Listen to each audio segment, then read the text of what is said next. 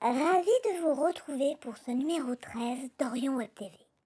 Orion, c'est l'office de radiodiffusion intelligente, originale, nouvelle. Vous retrouverez tout d'abord le magazine Les Intelligents. Nous rencontrons un acteur de Bollywood, Rajinikanth, avec la sortie de Dhoom 5, un artiste extrêmement connu en Inde, ainsi que l'égérie montante, l'actrice Aishwarya Rai. Ensuite, vous pouvez retrouver un épisode de la série documentaire Les animaux du monde. Aujourd'hui, un nouvel animal avec des révélations exceptionnelles.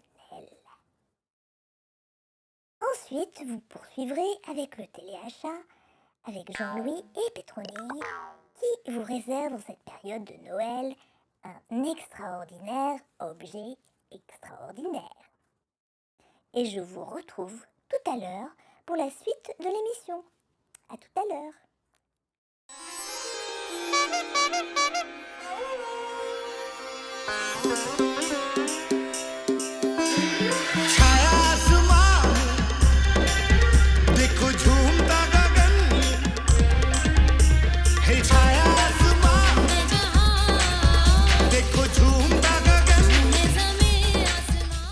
J'ai beaucoup de talent. Et aussi, comme l'autre fois, cette Doom, c'est aussi un film d'action. Pour le costume, pour moi, le lore, beaucoup d'or, ça coûte. Hein. C'est pas gratuit. Donc, il faut payer pour avoir tout ça, pour rendre beau. Et Doom, il a une réputation. Il a une très bonne réputation dans le monde. Donc, il faut qu'on dépense de l'argent pour avoir des gens qui voulaient venir voir ce film dans le cinéma. Tous mes casquettes dans tous les films, c'est moi qui fais. Je n'ai pas de double, j'ai pas besoin de double. J'ai envie, c'est moi qui joue de mes rôles. Donc pas besoin de double. Donc j'ai eu quelques petits accidents, mais ça va, j'ai bien fait et je suis sûr que ça va être un grand succès. Comme Bruce Lee un peu, ou même des gens de Hollywood, un film français, oui ça va, mais même je suis niveau Hollywood moi. Jeune actrice émergente dans le sud de l'Inde. Elle est pas mal connue pour son rôle de Cendrillon l'année dernière. Et elle a aussi des talents pour jouer. C'est bien.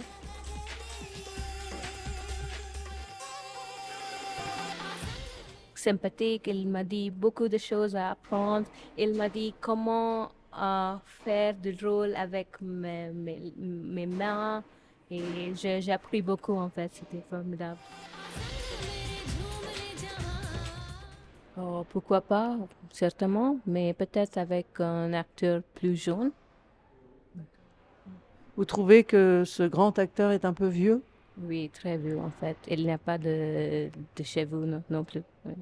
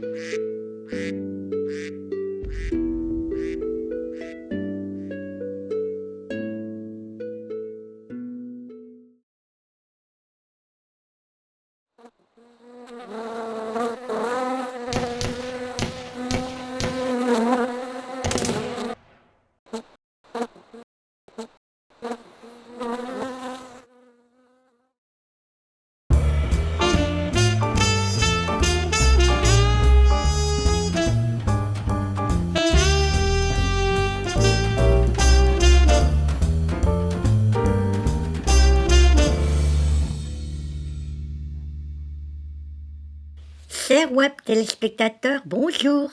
Bienvenue dans le bestiaire d'Orion. Nous parlerons aujourd'hui d'un nouvel animal que les humains prennent trop souvent pour un crétin, le lapin.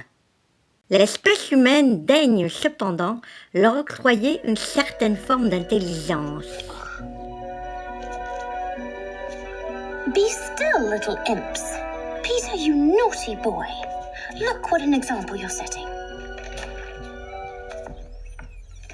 That's better. Any more of that, and I'll paint you out. Il semble clair aujourd'hui que le lapin démontre une connaissance subtile, un lien particulier qui l'unit à l'espace-temps. Pour preuve, le lapin porte souvent une montre. Il utilise régulièrement des portails spatio-temporels qui peuvent ressembler à un terrier de lapin, mais en réalité n'en sont pas. Avec quelques années de pratique, un lapin pourra même créer un portail spatio-temporel par la force de son esprit, comme vous pouvez le voir sur ces images extrêmement rares.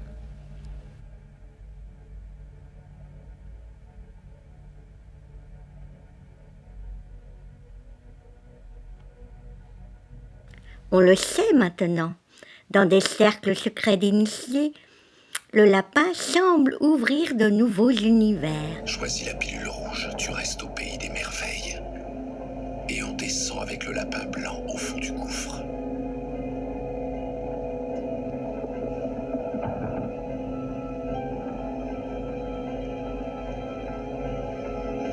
N'oublie pas, je ne t'offre que la vérité, rien de plus. Plus sage et philosophe qu'il n'apparaît donc de prime abord pour un humain profane, c'est un ami qui vous veut du bien, un guide pour ceux qui savent le voir et l'écouter. Pourquoi portes-tu ce déguisement d'homme ridicule? On peut noter quelques expressions humaines qui utilisent le terme de lapin pour souligner des capacités exceptionnelles. Le terme de chaud comme un lapin est parfois usité, mettant l'accent sur un indéniable sex appeal.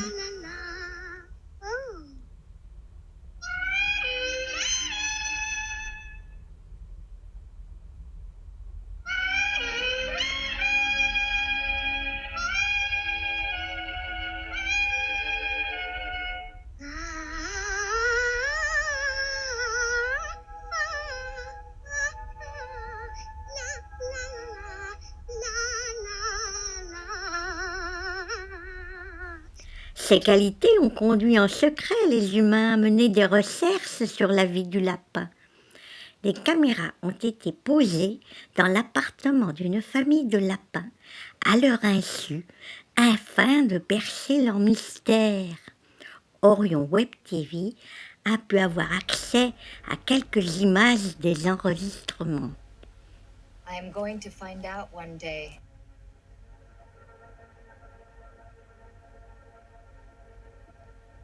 When will you tell it?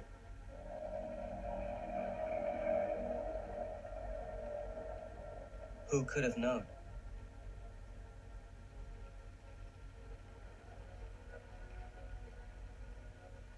What time is it?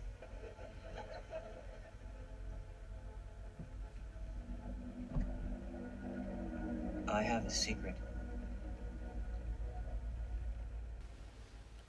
Sans aucun ménagement pour l'espèce des lapins, on a pu également observer que les humains n'hésitent pas à recourir à une patte de lapin afin d'accroître leur sens, comme ici.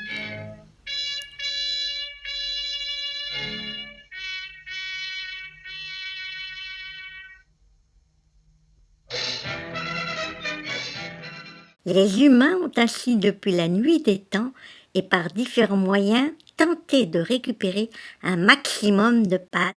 Et de préférence bien dodue. La perfide cruauté humaine s'est montrée sans borne pour venir à bout de leur noir dessein.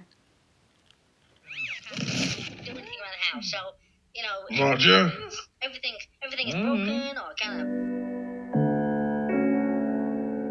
En réponse, les lapins ne se sont pas laissés faire. Plusieurs actions héroïques ont été menées pour contrer les humains et régulièrement, un super lapin surgissant hors de la nuit veille sur la galaxie, sur la liberté aussi, fendre l'air, sauver l'existence, faire un monde sans danger. Pour terminer, nous voudrions évoquer 5 éléments essentiels pour comprendre ce qu'est un lapin. Le lapin n'est pas un kangourou. Le quoi? Comment tu m'as appelé? Je suis pas un kangourou, mec. Si tu n'es pas un kangourou, t'es quoi alors? Je suis un lapin. Le lapin n'est pas rancunier. Malgré les mauvaises actions humaines, il reste d'un naturel affable.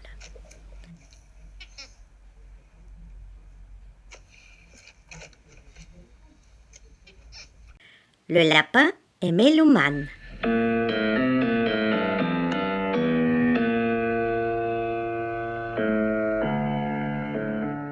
Parfois, la rencontre d'un lapin peut changer une vie. Ton père, Harley? Autrefois, oui, peut-être. Maintenant, c'est Tuka Chinchilla. Traduisez-moi. Joli lapinou frileux. Ravissant. C'est tout. À bientôt pour une nouvelle émission.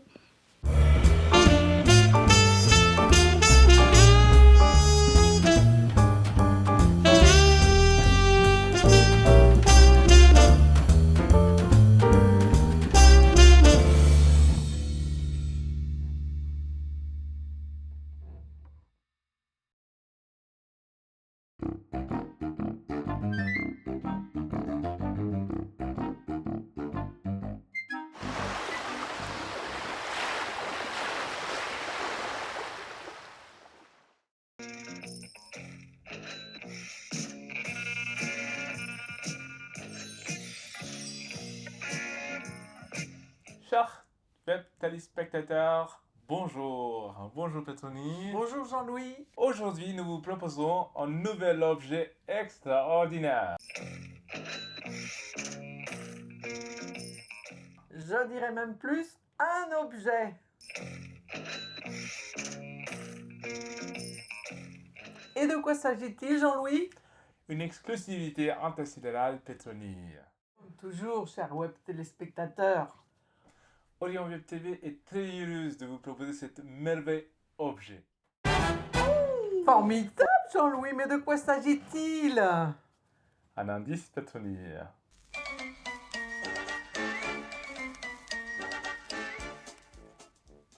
Une canne, chapeau melon. Je ne vois pas.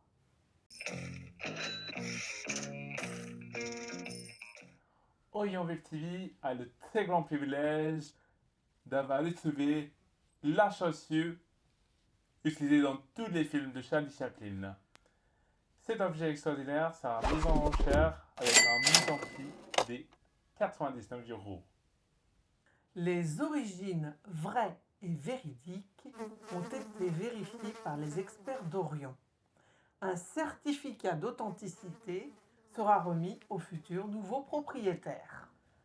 Avec cette chaussure, l'esprit de Charlot restera à jamais avec vous.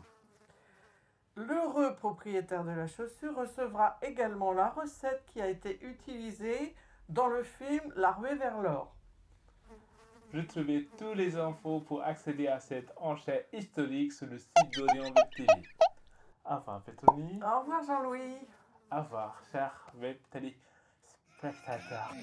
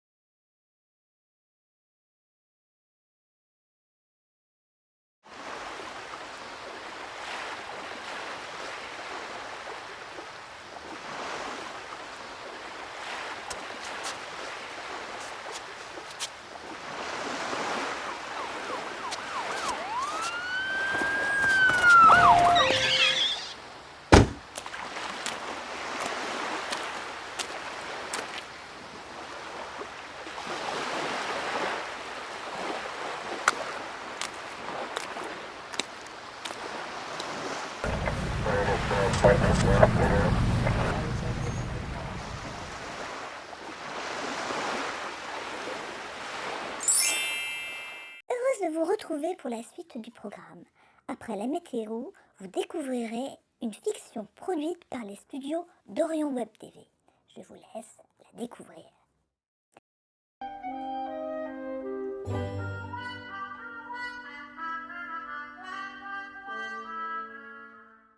« 21 décembre 2024, quelque part sur Terre.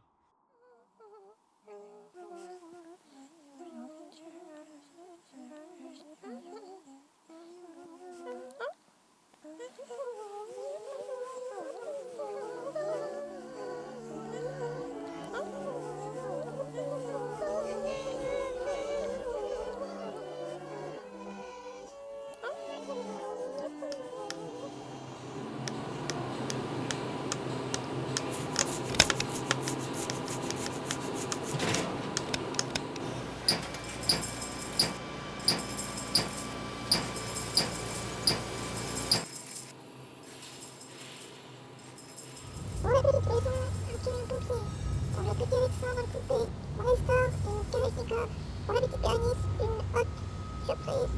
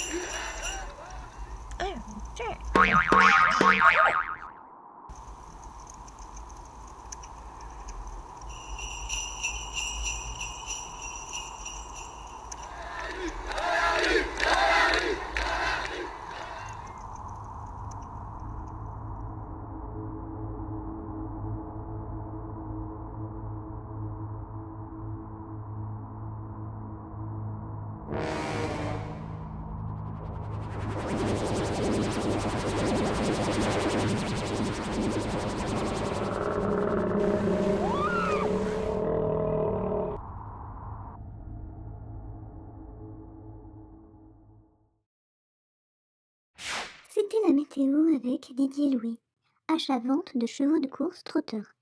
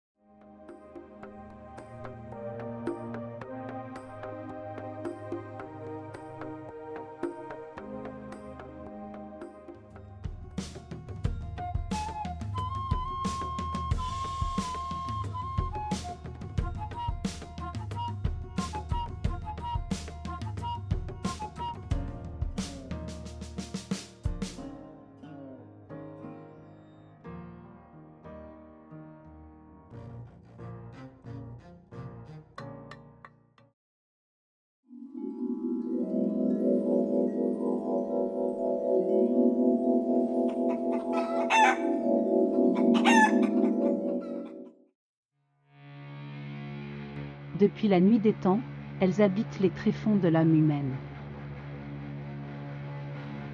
Quelle est la réalité de ce phénomène? Les sorcières existent-elles? Qui sont-elles? Est-ce une communauté qui persiste aujourd'hui? Ont-elles un but particulier? Nous vous emmènerons à Salem, une ville située sur la côte ouest des États-Unis. Elle est tristement célèbre pour le procès de sorcières, en 1692, qui entraîna l'exécution de plusieurs habitants. Nous irons ensuite à Salem en Inde, dans le Tamil Nadu, pour s'intéresser à un phénomène étrange lors d'une lune rousse.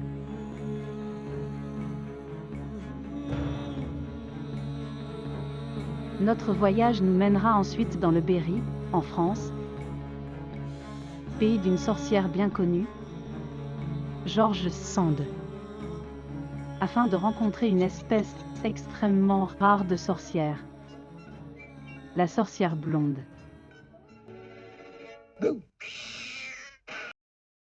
Aujourd'hui dans les dossiers interdits, les sorcières.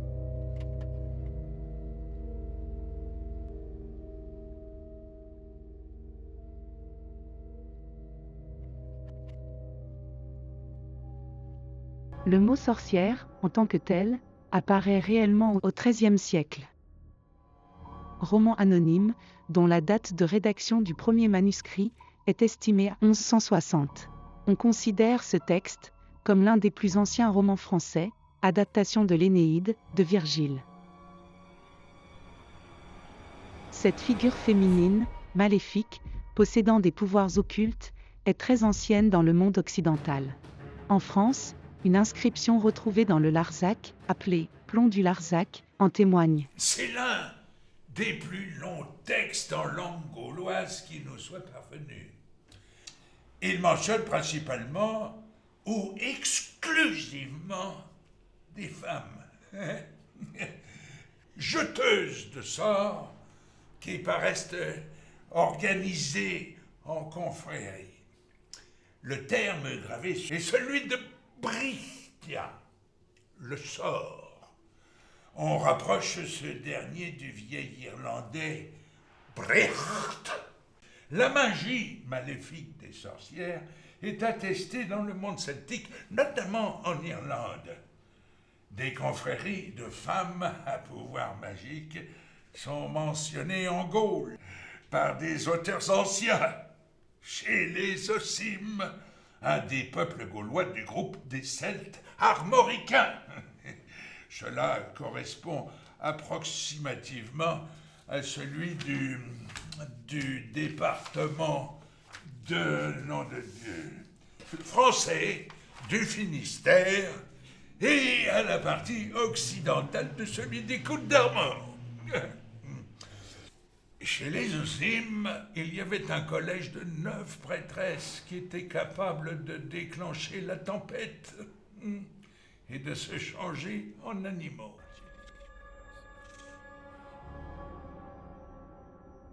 Ces croyances vont entraîner la promulgation de lois pour condamner ces actes dits de sorcellerie. Nous avons eu le grand privilège de rencontrer l'expert mondial sur la question, professeur Van der Proo. Nous apprendrons que l'émergence d'une chasse aux sorcières tient, pour beaucoup, aux modifications des représentations religieuses de l'époque. C'est le premier texte ecclésiastique officiel qui affirme la réalité des cérémonies maléfiques, secrètes, organisées par les hérétiques. La bulle papale du 5 décembre 1484 était signée par la bulle des sorcières Summis Desiderantes Affectibus. Innocent VIII donne son approbation à l'Inquisition de procéder à l'emprisonnement, la punition, le châtiment pour toute personne soupçonnée de sorcellerie. 1486, publication du manuel de chasse à la sorcière. C'est un véritable succès éditorial, 40 ans après l'invention de l'imprimerie par Paul Gutenberg. Le remplacement du système accusatoire par l'inquisitoire permet aux magistrats d'agir même sans plainte de victime, et la généralisation de la torture permet d'apporter les indispensables preuves. On estime qu'en Europe, au début des temps, dits modernes, il y a eu 110 000 procès et 60 000 condamnations.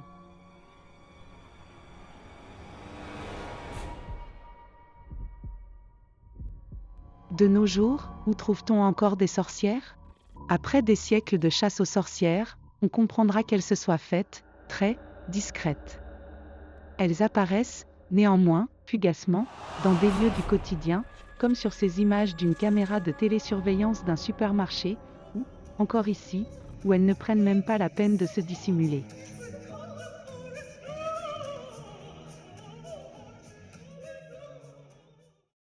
Aujourd'hui au XXIe siècle, de nombreux ouvrages sur le sujet paraissent chaque année, et on observe un regain d'intérêt pour cette thématique. Des auteurs contemporains se sont inspirés de cette figure imaginaire, bien réelle. J'ai écrit un roman intitulé Salem. J'adore les sorcières. Et pourquoi vous en avez peur? Pas moi. Elles sont très gentilles, elles cuisinent bien, et elles adorent mes histoires. La première piste de notre enquête nous a justement menés aux États-Unis, à Salem, et, après plusieurs mois de travail patient, nous avons pu assister à un événement extrêmement rare, qui, à notre connaissance, n'avait jamais été filmé, le recrutement d'une apprentie sorcière. Kelly Spigla, une sorcière américaine de niveau master, nous a laissé la filmer durant une journée, lors d'un rituel initiatique d'intégration d'une nouvelle recrue. Orion Web TV est fier de vous montrer ces images. À notre connaissance, aucun média n'avait, jusqu'alors, été témoin de ce phénomène. Nous vous laissons découvrir, en exclusivité, ces images.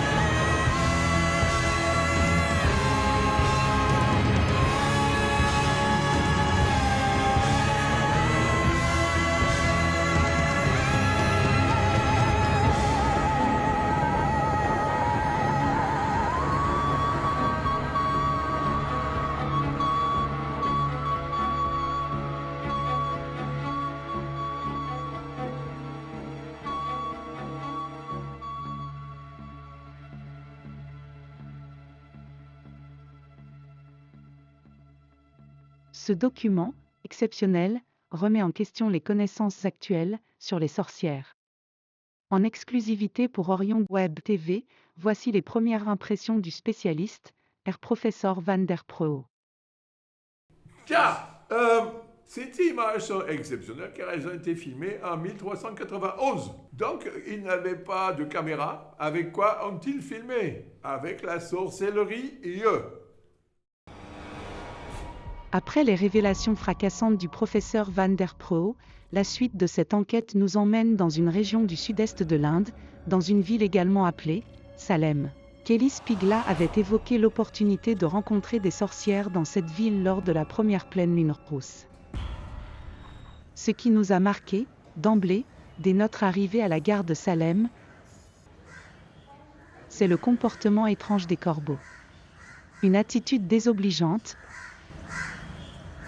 bavarde, épiant nos faits et gestes, comme ici.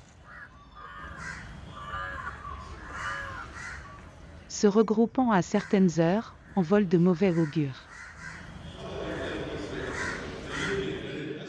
Pouvant parfois feindre une attitude pondérée, tout en assistant à une messe, auprès d'une ancienne condamnée au bûcher.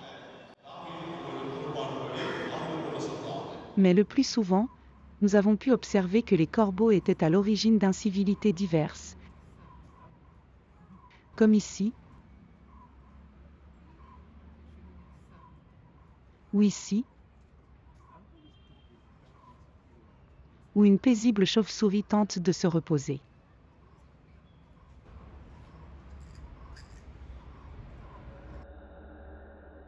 Bref, laissant planer une atmosphère d'effroi sur la ville, tout en gardant un œil constant sur nous.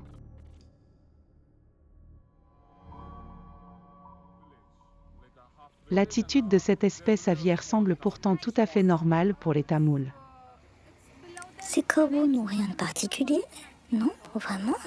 Ils sont tout à fait Ils normaux. sont effectivement plus nombreux ici et là, mais qu'est-ce qui est anormal? Il y a des familles assez importantes. Ils arrivent à Salem, ils aiment Salem. C'est très attractif, hein. C'est un grand nid d'oiseaux à ciel ouvert, hein. Il y a plein d'œufs partout, hein, vraiment partout. Et même, il n'y a pas plus normal à Salem que Salem. C'est normal. Et c'est super, ouais, Ok, super. normal, hein, aucun problème. Tout est sous contrôle, ok. Nos tentatives pour obtenir des informations sur la raison du comportement étrange des volatiles a été mis en échec. Nos interlocuteurs feront en sorte de ne pas répondre à nos questions. L'interview a dû s'interrompre subitement, à la demande de ces hommes en moto, qui se sont arrêtés derrière nos interviewés. Nous avons voulu aller plus loin et interroger l'expert de renommée internationale, Lady Gayatri Nanjapat, sur le lien possible entre les sorcières et les corbeaux. Un lien avec les sorcières et les corbeaux? À Salem? Une question étrange. Pourquoi vous imaginez cela? Je vois pas très bien. Ce que je peux vous dire, c'est que le corbeau est très présent dans les contes du Panchatantra, dont s'est inspirée La Fontaine. Cette tradition orale remonte sur plus de 5000 ans, ce qui en fait un des plus anciens recueils au monde. Le corbeau est relié à la déesse Tumavati. Elle est une invitation à aller au-delà des apparences. La déesse est réputée pour sa bonté. Mais il n'y a aucun lien entre les sorcières et les corbeaux, à ma connaissance. Aucune de nos interviews ne confirmera de lien entre Salem, la ville en Inde, les sorcières et le nombre, ainsi que le comportement étrange des corbeaux de cette ville. Nous étions sur une mauvaise piste. C'est à ce moment que nous avons, malheureusement, appris la disparition de nos collègues Sabine Louis et Stéphane Lynx, l'équipe de tournage dans le Berry. Nouvelle également relayée sur les chaînes télévisuelles nationales, comme ici, par Anne-Sophie Lapix, qui avait posé une candidature pour intégrer Orion Web TV, et c'est finalement Sabine Louis qui avait été choisie.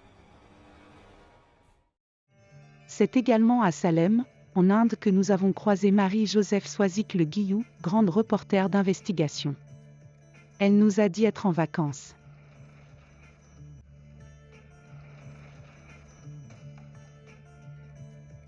nous lui avons appris la disparition de nos collègues. Je suis bouleversée par leur disparition brutale. C'étaient des collègues d'un grand professionnalisme et j'avais beaucoup de respect pour leur travail d'investigation. Nous avons pu échanger sur cette disparition, très étrange, avec Marie-Joseph Soisic-Le Guillou, qui a pu évoquer des éléments très confidentiels de son travail actuel. Ce que je peux vous dire, c'est qu'il existe une société secrète des sorcières dans le monde. On ne vous dit rien, le mieux c'est que vous le répétiez, mais ne dites pas que c'est nous qui vous l'avons dit.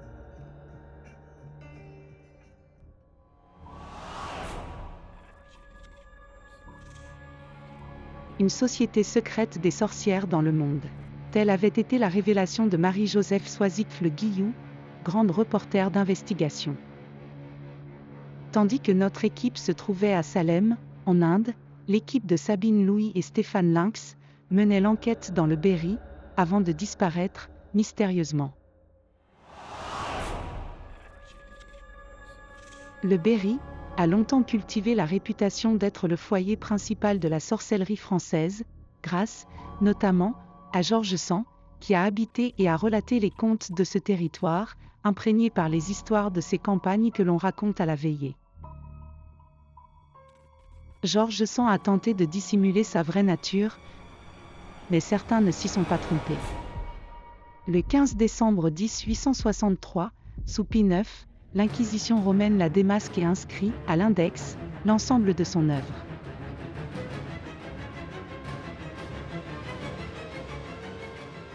De même, dans le dictionnaire infernal de Colin de Plancy, on retrouve également une référence à Georges Sand dans l'illustration associée au mot « Sozine ». Sozine, sorcière et prêtresse de sabbat. Elle est très considérée des chefs de l'Empire infernal. C'est la première des femmes de Satan. On l'a vue souvent, avec ses yeux troubles, dans les assemblées qui se tenaient au pays de la Bourre. Mais l'époque, bien heureusement, ne se prêtait plus au bûcher. Sur les routes du Berry, et dans des circonstances qui restent plus qu'obscures, l'équipe de Sabine et Stéphane se sont retrouvés dans un café de la région du Berry, le Howich Pub de Châteauroux, où ils ont pu prendre contact avec la population locale. C'est là qu'un rendez-vous secret a pu s'organiser le lendemain même, avec une espèce extrêmement rare de sorcière, une sorcière blonde. Elle a souhaité rester anonyme. En mémoire de nos collègues, et en exclusivité mondiale, Orion Web TV est heureuse de vous présenter cette interview exceptionnelle. La sorcière blonde est rare. Je n'ai pas d'explication. Je me suis rendu compte que j'étais une sorcière le jour où la maîtresse d'école a pris feu. Je ne souhaite pas rentrer dans les détails. Il s'est avéré que Madame B souffrait d'un syndrome HPS, une hypersensibilité aiguë ou syndrome au potentiel sensible, en plus d'être une sorcière et être blonde. Chez la sorcière, ce syndrome présente quelques particularités. Ce n'est pas facile. Ce n'est pas facile tous les jours. Souvent, on pense qu'avoir des pouvoirs rend heureux. Être sorcier ou sorcière, c'est avoir la connaissance de mystères. Mais c'est aussi être seul. Car, comme le disait Spider-Man, un grand pouvoir implique de grandes responsabilités.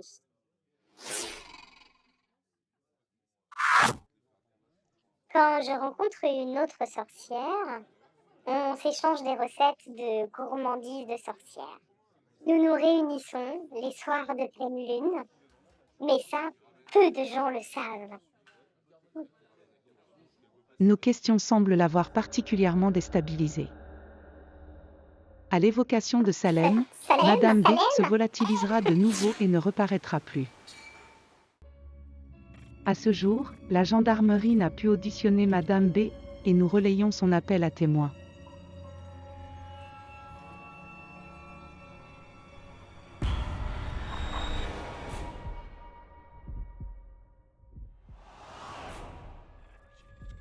L'alerte sur la disparition de Stéphane Lynx et Sabine Louis a été donnée 2 jours après cette rencontre. Le véhicule de nos collègues a été retrouvé dans le bois de Chanteloube. Dans ce bois, se cache discrète et mystérieuse, la mare au diable. Elle se trouvait alors à sec. Ce lieu est le titre d'un des romans les plus célèbres de George Sand. Une battue a eu lieu pour tenter de les retrouver, mais sans succès. Une partie du matériel de tournage a néanmoins pu être récupérée, ici. Avec l'accord des familles, nous vous livrons les dernières images de nos collègues, images que nous avons pu dupliquer avant la saisie par la brigade de gendarmerie.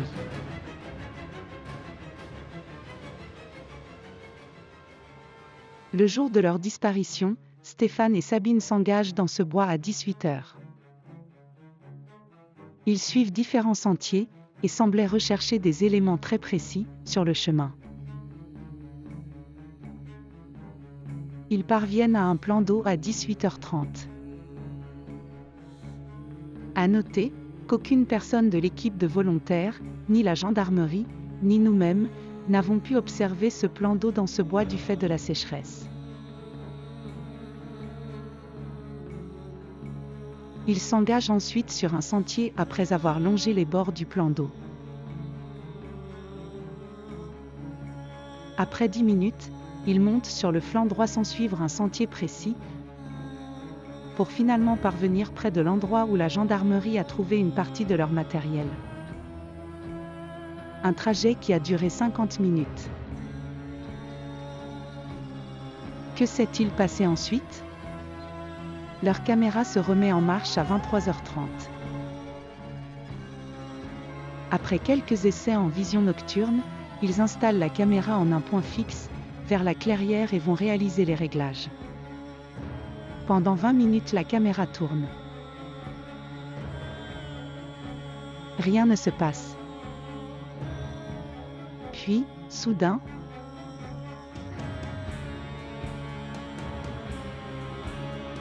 une silhouette diffuse semble apparaître.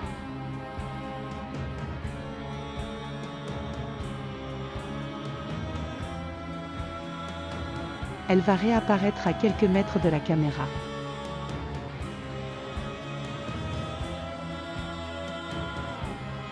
Puis réapparaît très fugacement, presque devant l'objectif.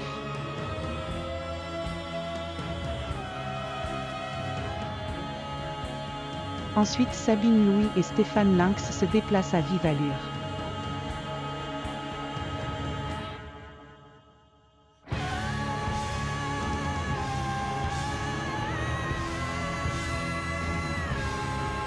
Tout semble assez confus.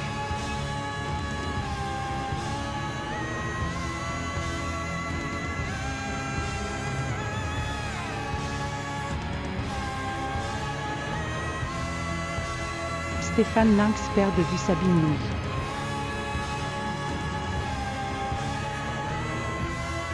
Il chute.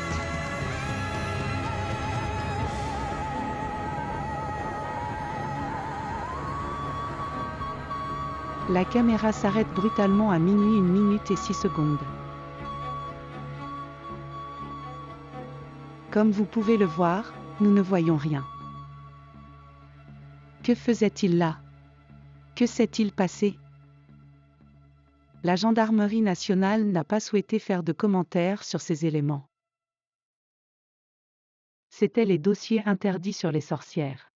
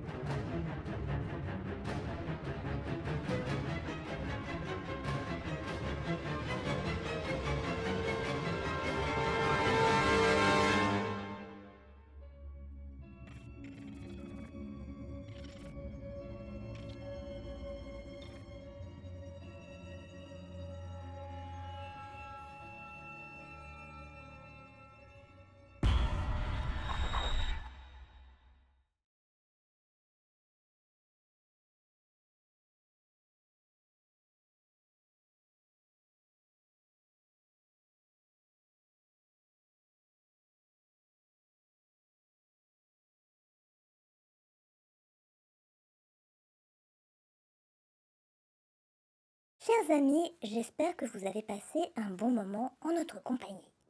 Pour soutenir Orion, notre association et les collectifs Fanfin et Cerveau Volant, n'hésitez pas à participer à l'enchère historique qui concerne l'objet extraordinaire du mois.